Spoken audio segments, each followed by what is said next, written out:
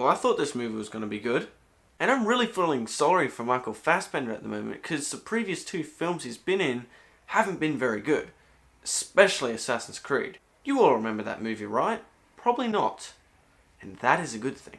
So the Snowman is about this detective that is trying to solve this case about a killer that only comes out in the snowfall, and also leaves a snowman behind at the crime scenes. So I'm guessing the whole leaving the snowman behind at the crime scenes thing is better explained in the book, because yeah, this movie is based on a book. The director of the Snowman, Tomas Alfredson, even said himself that due to time restraints in their filming location, they weren't able to film around 10 to 15% of the script. And this is why I think some of the character motivations didn't make sense. And actually, you just don't know much about the characters in general. I also thought that the overall plot just seemed quite convoluted. There's also these flashback scenes throughout the movie, and most of them just seem very shoved in and just unnecessary. You know when you fall asleep during a movie and then you wake up not knowing what the heck is going on? That's what happened when I watched this movie, except I didn't fall asleep.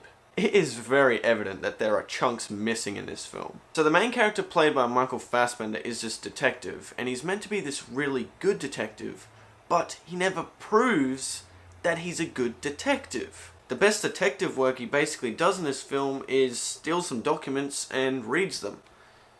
That's all it takes to become a good detective. I'm just gonna go do that right now. One thing I can say as a positive is the 2 main characters played by Micheal Fassbender and Rebecca Ferguson do a good performance with the script they've got. Another positive I can say is the cinematography and the overall aesthetic of this film does look really good, and the combination of the cinematography and setting did create an eerie and isolated atmosphere at times. But this has been done by many films before and done so much better, for example The Shining and The Thing. And the final positive I'll say is I was fairly interested and invested in the first part of this. So as I was saying, I was invested and quite intrigued into the whole mystery of the first act of this film, and then these flashback sequences started to come into it. After that, just more and more problems just started to snowball.